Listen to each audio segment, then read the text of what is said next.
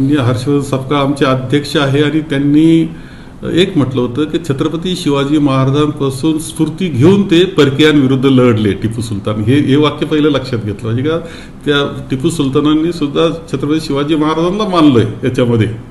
ही पहिली गोष्ट आपण लक्षात घेतली पाहिजे. परंतु दुसरा प्रश्न माझा असा आहे की भारतीय जनता पक्षाला या विषयावर बोलण्याचा अधिकार आहे काय? त्यांनी भगतसिंग कोश्यारी आपले राज्यपाल होते, त्यांनी काय तुलना केली होती छत्रपती शिवाजी महाराजांची?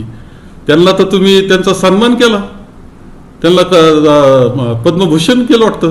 म्हणजे कशा करता छत्रपती शिवाजी महाराजांचं त्यांनी अवहेलना केली होती खरं म्हणजे. त्यांनी तर त्यांचं पद्मभूषण झाले. ते प्रशांत कोरटकर काय बोलले होते, सुधांशी त्रिवेदी काय बोललेले आहेत आपण सगळे आठवा.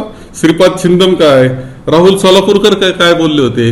आणि याच्यापेक्षा पलीकडे जाऊन तुमचा ज्यावेळेस छत्रपती शिवाजी महाराजांचा कोकणपट्टीत जो पुतळा होता वाऱ्यानं पडतो तो, आणि काय तो पुतळ्याची काय अवहेलना झाली?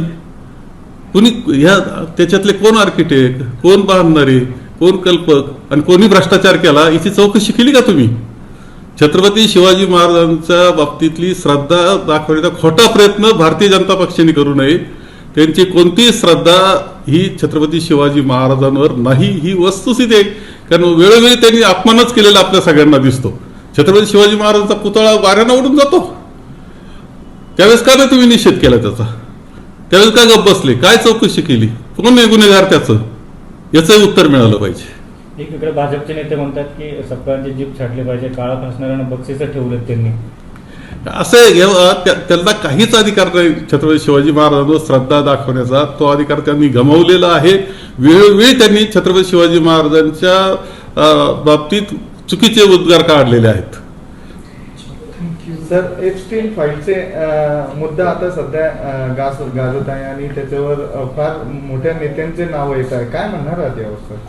नाही, आता आपण तर सर्वजण ऐकतोच आहोत, परंतु एप्स्टीन फाईलनं काय कोणाचं बदनामी काय याच्यापेक्षा आमच्या शेतकऱ्याचं मात्र मोठं नुकसान त्या एप्स्टीन फाईलनं केलेलं आहे. केवळ त्यामुळं अमेरिकेबरोबर करार करावा लागला आणि शेतीमालाचं 0 ड्युटी बसणार आहे त्याच्यावर, आणि ते आवक अमेरिकेचे होणार आहे. ते मोठाले श्रीमंत शेतकरी जे आहेत अमेरिकेतले ते इथं काही शेती उत्पादनं पाठवणार आहेत. एप्स्टीन फाईलनं फार मोठा तोटा आमच्या महाराष्ट्रातल्या आणि देशातल्या शेतकऱ्यांचा केला, ही वस्तुस्थिती आहे. आणि आमचं माल मात्र ते जातं आणि 18% टॅक्स त्याच्या उलटा ड्युटी बसणार आहे. याच्यापेक्षा काय एप्स्टीन फाईलचं काय, कोण राजीनामे देतंय, कोण गप बसून घेतंय याच्यावर आम्हाला काही, आमच्या शेतकऱ्याचं काय होणार? त्या एसटीचा काही संबंध नसताना आम्हाला त्रास होऊन राहिला शेतकऱ्याला, ही वस्तुस्थिती आहे.